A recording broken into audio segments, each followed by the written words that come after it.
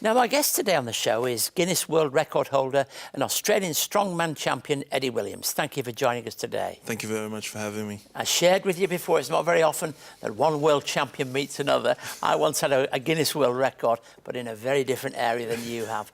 You have it in this amazing area of strength.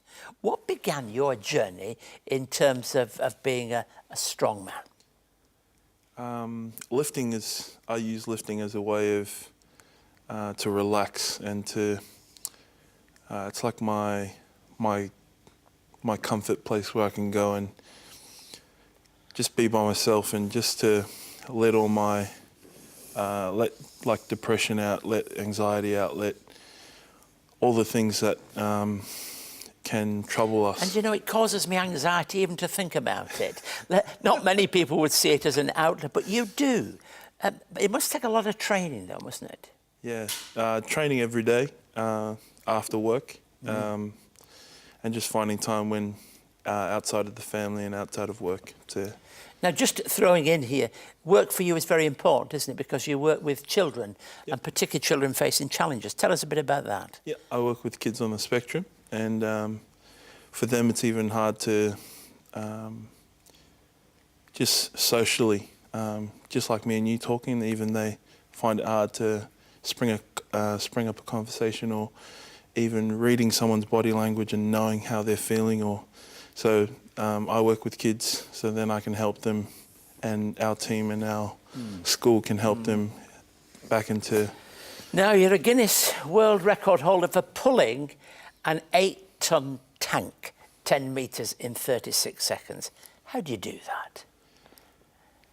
I can't explain how that happened, but a lot of training, but I also give it back to God, because 2 years ago I was a skinny singer. So I can't explain my transition from... But you have a number of other records as well, don't you? Yes, I do. What area are those in? I'm a singer, so I've done almost 500 weddings, which is weird because a lot of people say Australia's Strongest Man is my wedding singer. Yeah, absolutely. Look, let's have a look at let's people at home have a look so that they know I'm not just saying this. It really did happen. Let's look together.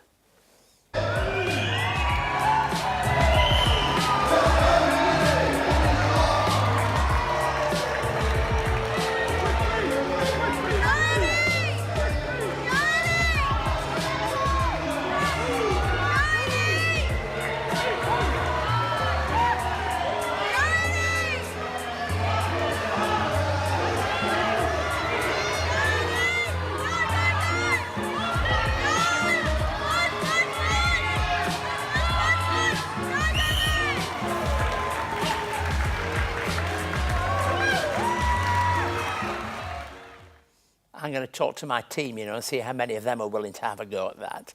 Tell us, more importantly, how important is your faith in all of this? Just to be able to function my day. I started with Him, with the Lord, but there's so much going on in society today. It's hard to... It's like a flooding of the worldly media, worldly music. Most of it's really negative.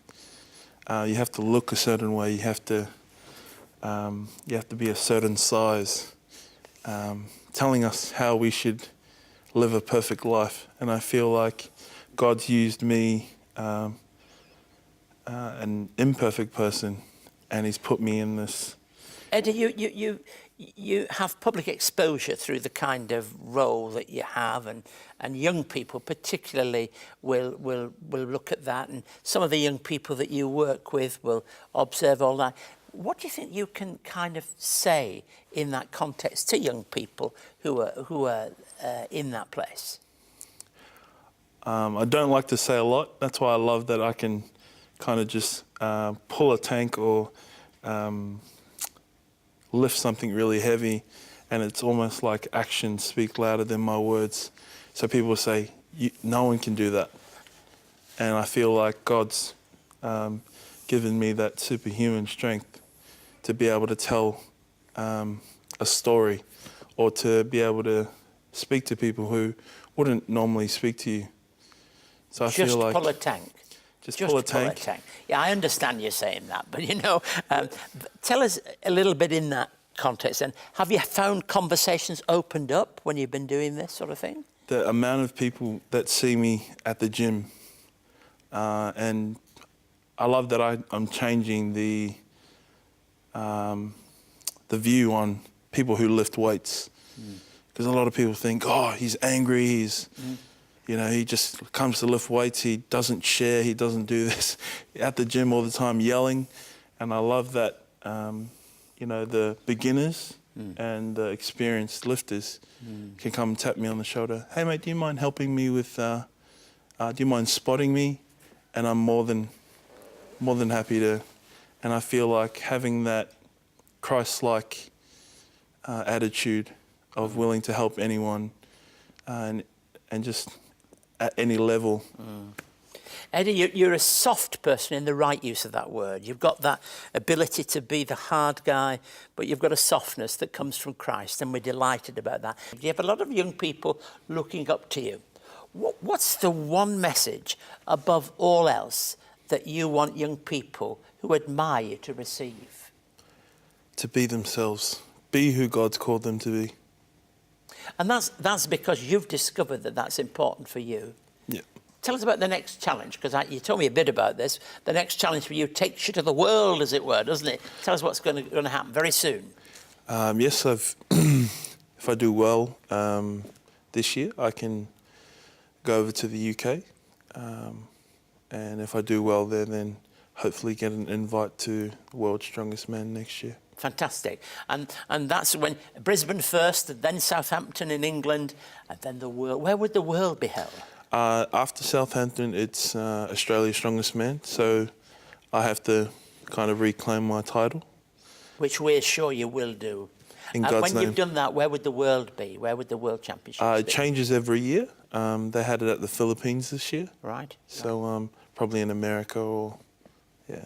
I'm sure people in Samoa, which is very much part of your home, and in Kiwi, New Zealand, will be very proud of you.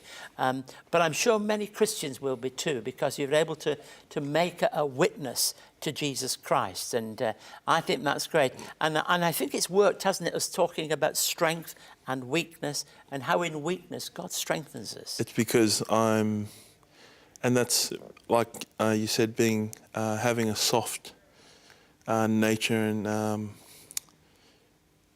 just being Christ-like and taking on just the way he lived his life. Well, God bless you, and thank you for spending your time with us today.